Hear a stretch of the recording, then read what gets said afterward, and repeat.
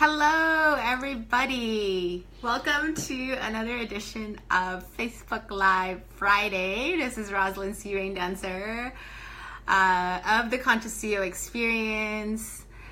And it is so beautiful here in Vancouver. We are live from my Vancouver office. I'm wearing a pink sweater in honor of the cherry blossoms that are just so abundant here in my city right now. I want to thank everyone for tuning in the last Facebook Lives, and even if you were not able to make it live, check out the replays. Just scroll down and you'll see all the replays. Today my topic is selling from the ego versus selling from the heart, and this is continuing on with the theme for the month of March, which is conscious sales. And me personally, and so many of my clients and people in this community, we want to be able to have a business, grow a business, make money. Thank you for the heart. I can't see who it is. There must be a way. Anyways, thank you for the heart. So we, as a conscious community, as a community of conscious business leaders, Shea, hi Shea, we want to be doing business, and not just for the money, but really to make a difference. And so conscious sales really is about being aware of how we go about selling our products and services in a way that feels really authentic and good for us, the ones selling, and also for our customers and clients that are receiving what we have to offer. Now, I'm going to start this mini training by really providing a framework for some of the definitions that I'm using. So I use the word ego, right? And you might ask, what the heck is the ego? So you might have done already readings, in personal development or even spirituality, and I'm going to use a very simplified definition of ego, and that is our ego really is the part of us that has learned to survive and kind of get by in the world. Okay, so when we're children, there's a part of us that I consider our soul essence or our authentic self, you might want to call that, like who we are really naturally and those natural qualities. And then as we grow up, we are influenced and educated, and, we're taught by our parents different things and ideas and paradigms. And we start to, kind of in little ways develop beliefs about the world or about ourselves. We might develop certain coping mechanisms that allow us to survive in our family of origin. Maybe it's not the most loving and supportive environment, and even if it was, we still develop coping mechanisms. So this part of us we sometimes call personality, okay, is actually very much a part of the ego, because it's the part of us that we've developed to learn how to survive. Right? And we can often also associate it with a part of us that's mostly living from the neck up. So our heads, right? The ego loves to, come up with stories and beliefs about what's happening in the world. And it loves to, attach to things like pain and suffering. And if you've ever read Eckhart Tolle's work, so he talks about ego being created with the pain body, right? It's the part of us that is really maybe feeling victimized by our experience, right? And it's a part of us that loves to control or manipulate our world. And when I speak to control and manipulation, I'm not even talking about it as a bad thing. If you take the judgment out of it, we all control and manipulate our world to some extent, because all of us just want to feel like we're okay. We just want to feel like we're safe at the end of the day. There's really only two questions that human beings ask, when we're roaming the planet. Number one, where are we? And number two, are we safe?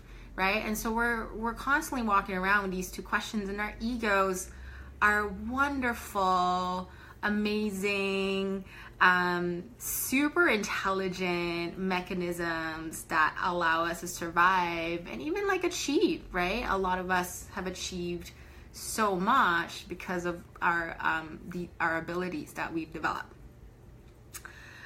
However, the ego also has a dark side. So what do I mean by that? The dark side is simply, the ways that we are unconscious of the effects of our thoughts, our words, and our actions on other people, and most importantly, on ourselves, right? And when you're in business, you're in one business only, and you're in business of people, right? You're in the business of people, and I would even go so far to say you're really in one business only, and that is you're in the business of sales. So when you're in business, you're in the business of selling to people, right? Because without people and without sales, you don't have a business. And there's ways in which our egos come in really handy, and there's ways in which it can be so destructive, and it can be so sabotaging. And give me a like or give me a comment if you can relate to this, right? So this is the ego, right? This is the nature of the ego. It wants to control, it wants things to be safe, it wants to manipulate, it wants to kind of, make sure, it wants to like basically change the outside world so that it can feel okay, right? By contrast, I want to speak to the heart. And I want to speak to the heart in the sense of not just the organ that we have in our body, although, if you're watching this and if you're sitting and you're breathing, you definitely have a heart. And I want to speak to the heart as also more than in terms of, when you're doing yoga or something and you're tuning into the heart and you're doing breathing and you're breathing from the heart and you're like namasteing from the heart. And that's true. But when I'm referring to heart, I'm actually referring to the totality of the mind, body, spirit. Okay, and the soul lives in our hearts, right? That's the center. And ideally, if you're a balanced person, if you're a centered person, if you're a grounded person, if you're someone who does your personal work, your inner work, your balance, your heart is actually the center of your mind, your body, and your spirit, right? And it's the place where your soul rests. In traditional Chinese medicine, they actually say if you can't sleep at night and if you have insomnia, it means that your heart is not resting, like your heart is not at home. So there's an institute called the Heart Math Institute, and they study the heart, and more importantly, not just in the sort of like cardiology sense, like as in like Western medicine, but they study the electromagnetics of the heart, and they've discovered that the heart, hi Gabriel, and hi Joanne, something just came on screen. So they discovered that electromagnetics of the heart, it actually vibrates 5,000 times like stronger than the brain.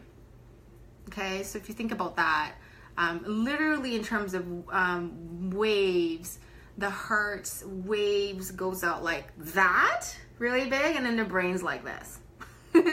Okay, so you can see that the heart is so powerful because it's actually where, like I say, if you recall what I was saying about when we're little kids, when we're not socialized, when we're not trapped in the stories and beliefs about our culture. And I'm not just talking about ethnic culture, I'm talking about culture as a society, the purity and our authentic self, that's the heart. Okay, that's what I'm talking about when I'm referring to the heart. So now that we know, we have some idea of, okay, what's the ego and what's the heart, I want to share, here's my perspective on, selling from the ego versus selling from the heart. What I've noticed, in most leaders and business people, most CEOs, and also kind of capture some of the paradigms and compare like some of the traditional sales. Hi, Lisa. Traditional sales paradigms, and compare it to, you know, what is that like, and what is it like to be selling from the heart? Like, what's the difference, and how can you start to spot, discern, and determine, you know, how are you selling right now? I mean, there's no judgment, right? Really, there isn't. So if you find yourself more selling from the ego, it's totally fine. We've actually all learned how to do that, you know?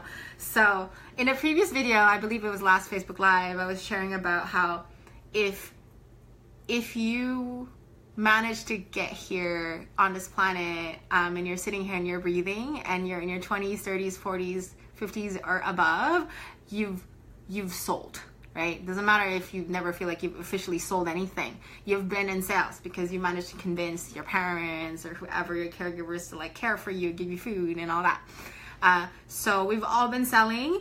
In business though, when we sell from the ego, what does that look like? And I'll give you a few points, a few things that I've noticed. So number one, when we're selling from the ego, we're coming from a place of controlling the process, controlling the conversation. And I remember I had a mentor many years ago. He was great. Like, I mean, he was a multimillionaire, and he definitely had a lot of success in conventional business. And the way he taught me about doing sales is all about controlling the conversation. I'm talking about everything to, you know, the image and the branding, of course, and how the person would get to you, how they got your time or didn't get your time, how they could book the appointment or couldn't book the appointment, and right to the, you know, how they would, you know, do the sales conversation. Everything was so controlled, and essentially manipulating the process so that at the end of the day, the salesperson remains in control. Okay, if this sounds familiar, you can raise your hand or give me a heart or give me a comment. There's nothing wrong with it, but I'm gonna keep going, and I'm gonna share with you, you know, another way, right? So number one, controlling conversation, you're selling from the ego, okay? Number two, using tactics, right? So how many of you have heard of the tactic, you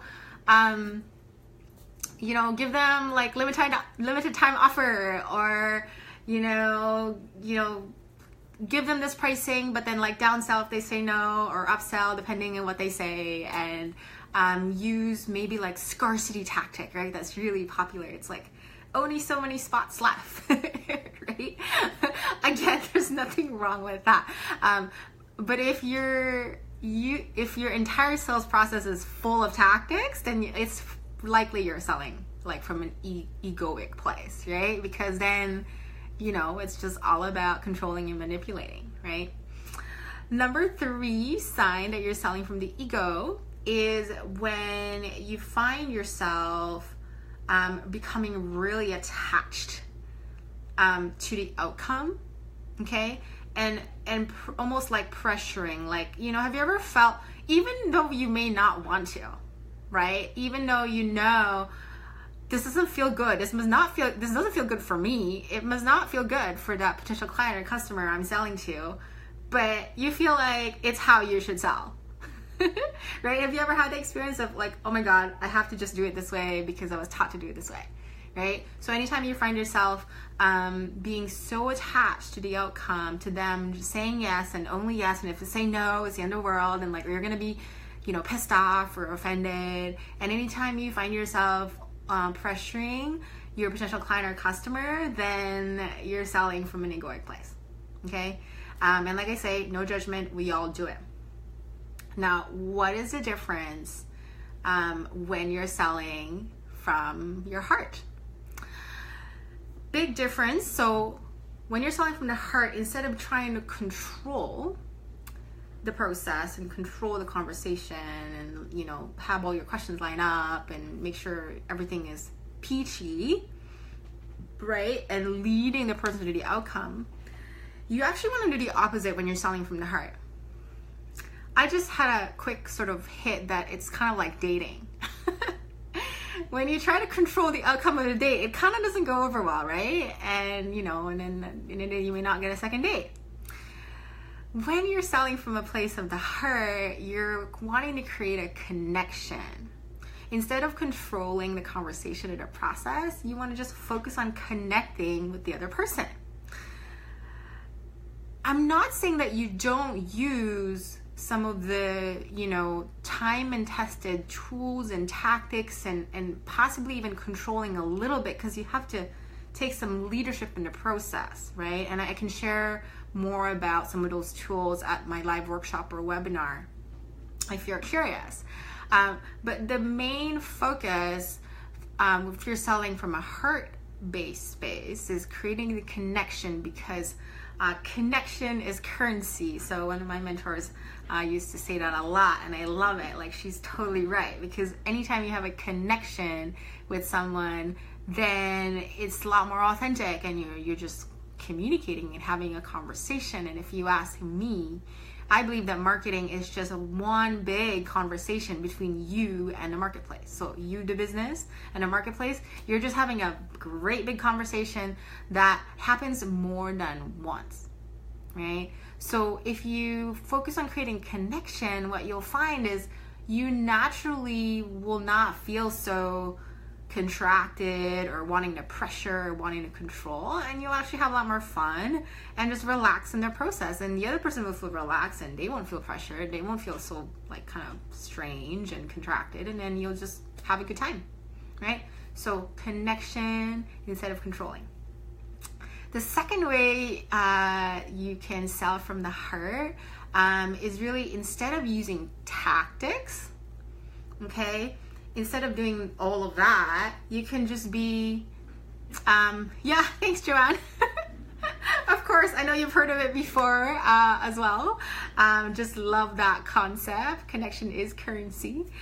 So the second way that you can sell from a heart space is, instead of using tactics, you want to essentially give people space and use empathy. So this really ties in with the connection piece, right? And I fully believe that people don't want to be tacticed, if that's even a word.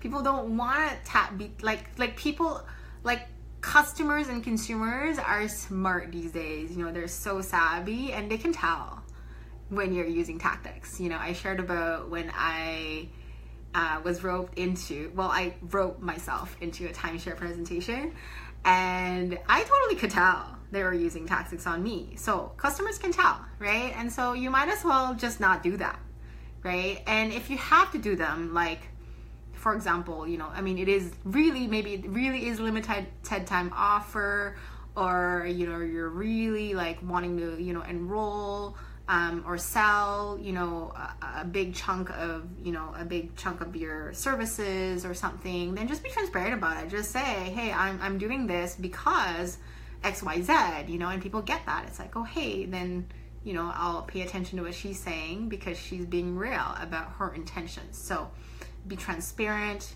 instead of using tactics.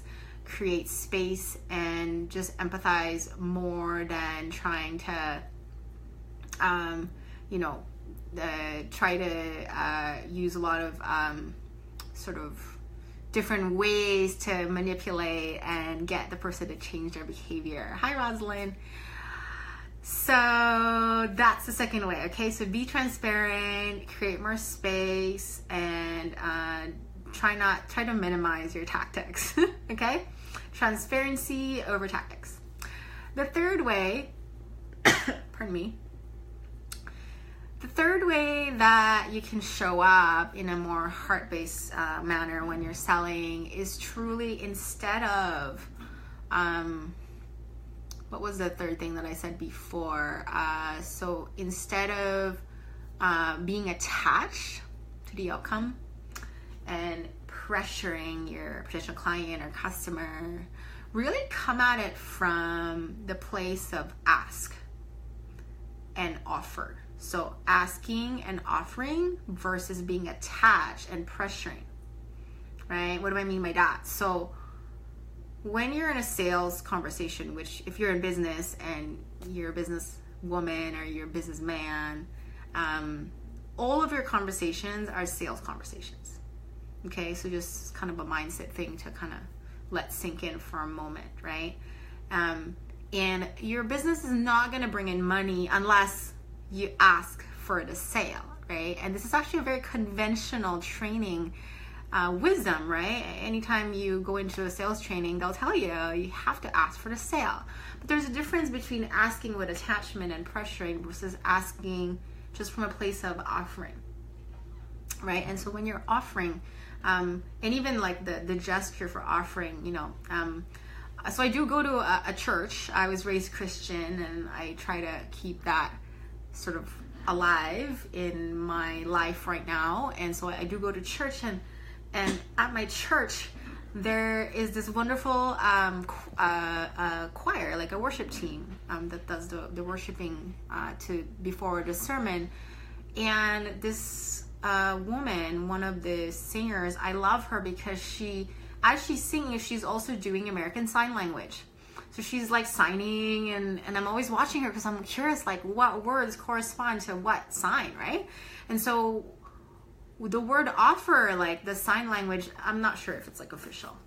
I don't always remember the details, but it's like even the gesture for offer is just like coming from the heart, right? And when you're offering, you're just letting go of the attachment, and you're asking, and it makes you, interestingly, puts you in a vulnerable place, right? It makes you vulnerable, as opposed to when one is selling from the ego, it actually puts the salesperson, you, in a kind of powerful place, right? And the customer or client in a vulnerable place. Whereas when you're selling from the heart, it's kind of the reverse, but not really.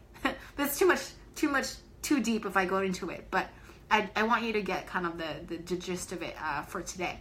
Is when you make an ask, you make an offer with no attachment and no pressure, it actually feels really vulnerable. And you can try it too. You can try it and let me know how it goes. But it is completely like, in my experience, and my clients have experienced this too, it feels so much better because you're actually not walking around, you know, wondering and stressing, like, are you going to say yes, or are they going to say no, and what happens, and you know, like, try to like sort of just like most people are doing this with their sales process, right? So and you just kind of surrender to, you know, and you can say this really quick prayer. If you don't believe in prayer, you can just put out an intention and just say, you know, it is my deep intention that, you know, this offer will resonate with this particular person, and if it does resonate, I want them to be in a position to say yes, or like help me be the person facilitating them to their yes. Otherwise, if it's not resonating with them, right, then I'm completely okay with letting this go, and really be okay with it, right? And you'll find out when you do that, honestly, you know, sales will become something that is so much more enjoyable, so much more connective, and so much more fulfilling, and just it'll completely like change your world. It'll no longer be something that you dread. It will no longer be something that you say, oh, I'm not good at it. And before you know it, you're going to rock it. So there are days, I'll admit, that I still tell myself these things, right? Like I have to remind myself, yeah, you know, like I have, hi, Nikki. Love Nikki. I have to remind myself some days, you know, I got something good to offer, and I have to remind myself to always to sell from a heart space as opposed to an egoic space. And it is a constant practice. So I really hope that you got something out of this mini training. And I am also just remember taking live questions, and I'm really hoping that they come up if any of you ask questions. Not seeing any right now. I did see some comments, so thank you for the comments. Feel free to ask me questions at any point. especially when I post, Facebook Live is coming up this Friday. Post your questions under that thread, or you can private message me your questions, email me your questions. Doesn't matter to me. I'll do my best to answer them on Facebook Live Fridays. And just before I wrap up, I just want to invite. Thank you, Lisa. Lisa's saying, you always share such great value in your trainings. Thank you so much. Well, thank you, Lisa. And I really enjoy being a guest trainer in your team webinars as well. Thank you so much for having me on there. So I enjoy that. Maybe you can do another one. Always enjoy it. So just before I wrap up, I want to remind everybody that on Monday the 19th is the live workshop. 5 commitments of conscious sales.